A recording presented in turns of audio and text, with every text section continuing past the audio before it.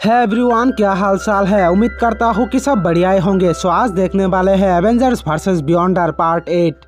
तो जैसे कि लास्ट एपिसोड यानी पार्ट 7 पर हमने देखा था कि बाइफरोस्ट बनाने के लिए एवेंजर्स को हेमडल के तलवार और वाइब्रेनियम चाहिए था।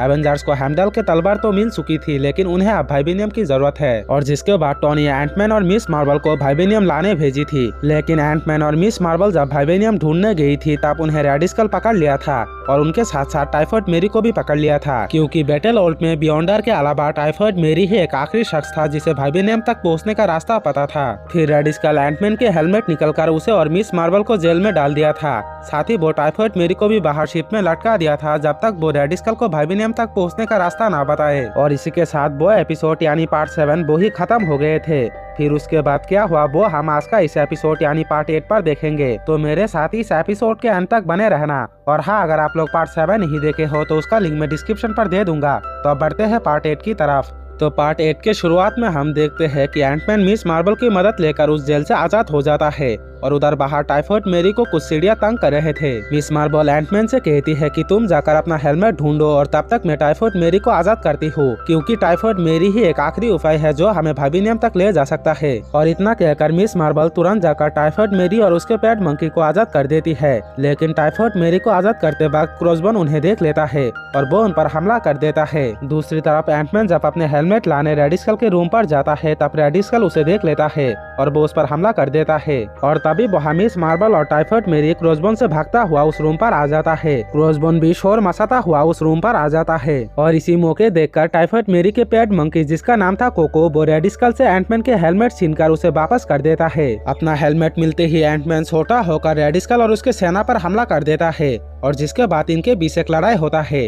इसी बीच एंटमैन के दिमाग में एक आइडिया आता है। वो वहाँ से एक छोटा शिफ्ट उठाकर अपने पीम पार्टिकल से उसे बड़ा कर देता है और फिर वो मिस मार्वल टाइफॉइड मेरी और कोको को लेकर उस शिप में चढ़कर वहाँ से भागने लगता है। इसके बाद अपने शिप पर टाइफॉइड मेरी एंटमैन और मिस मार्वल को वाइब्रेनियम तक पहुँचने का मैप दिखाती है। ये देखकर वो दोनों हैरान हो जाता है, क्योंकि टाइफॉइड मेरी तो वाइब्रेनियम तक पहुँचने वाला मैप को जला दिया था। टाइफॉइड मेरी बताती है कि वो जो मैप को जलाई थी वो नकली था और ये असली है। इसकी मदद से वो लोग वाइब्रेनियम तक पहुंच सकती है। और तभी इनके बातों के दौरान उनके शिप एक टोर्नाडो में फंस जाता है और सभी उस समुद्र में बह जाता है। और फिर जब उनकी आँख खोलती है तब वो लोग अपने आप को उस आइलैंड पर पाती है जिसमें वाइब्रेनियम खजाना था। लेकिन वहाँ पर और एक मुसीबत था और वो ये था कि रेड स्कल और क्रॉसबोन भी उनका पीछा करके उस आइलैंड पर पहुँच गए थे। फिर इसके बाद वो लोग आइलैंड के अंदर जाता है वाइब्रेनियम ढूंढने के लिए, लेकिन तभी उन्हें कुछ जान जंगली बंदर आकर हमला कर देता है। वो लोग उनसे बचकर आगे बढ़ता है।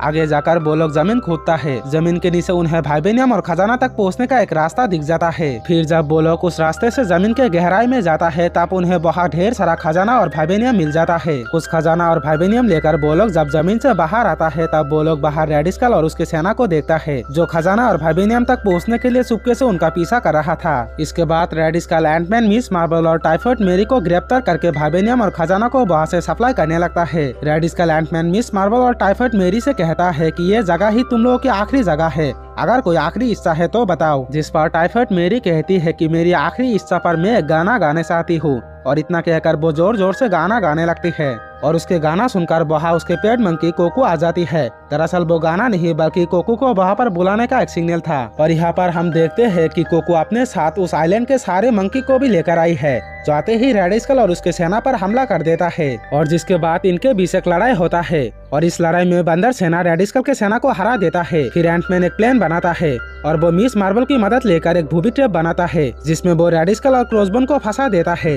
फिर आगे टाइफॉइड मेरी वहाँ से कुछ खजाना लेकर अपने मंकी के साथ वहाँ से निकल जाता है। कुछ देर बाद टोनी और कैप्टन एंटमैन से ट्रैक करके उस आइलैंड पर उन्हें रेस्क्यू करने आ जाता है और वाइब्रेनियम और उन सभी को लेकर वहाँ से अपने एवेंजर स्टार की तरफ निकल जाता है। जाते वक्त रास्ते में टोनी कहता है कि टाइफॉइड मेरी को खजाना चाहिए था और हम लोग को वाइब्रेनियम, और इसीलिए वो हमारी मदद की, वरना उसके जैसे की भी लड़की हमारी यानी एवेंजर्स की मदद करेगी ये तो कोई सोच भी नहीं सकता। और टोनी के इसी बात के साथ ये एपिसोड यहीं पे खत्म हो जाता है।